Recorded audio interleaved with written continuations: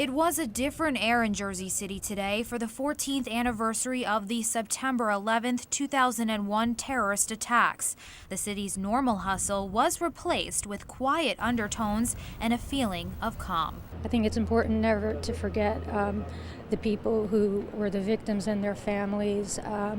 It's important just always to remember. People viewed the twisted metal left behind by the attacks at a permanent memorial which sits across the Hudson River from Ground Zero in Lower Manhattan to remember that tragic day. I was coming out of the PATH train and I came up and there was some noise, some havoc, and we thought it was some kind of transformer blew or something, and we found out otherwise.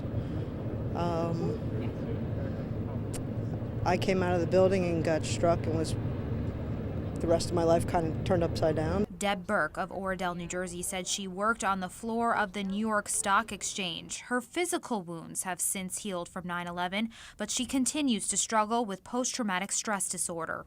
There's 3,000 lives standing right there that were never buried. They're right there.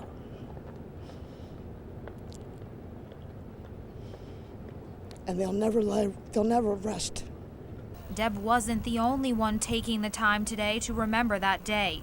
Jersey City Fire Captain Rich Gorman said he still remembers seeing the smoke from a distance. Rather than to go to the base to hook up with the state police, I redirected home to say goodbye to my wife and my daughter. Captain Gorman said he spent 20 days at Ground Zero searching for friends, family members, brothers and sisters of the fire service, and said he did his job. As a first responder, my job is to keep people safe, and I do that every day. And I may not like what I see every day, but people depend on me.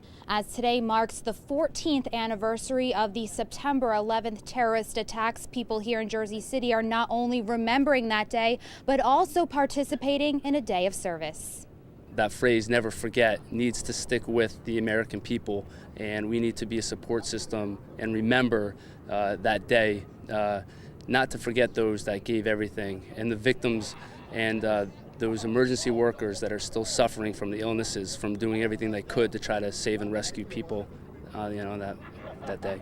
Jersey City firefighter recruit Craig Vagel Jr. was one of many who donated blood today as part of the September 11th Day of Service. Did a double red cells donation in honor of all the victims that lost their lives in 9/11. The reason we're all here today is to donate life-saving blood.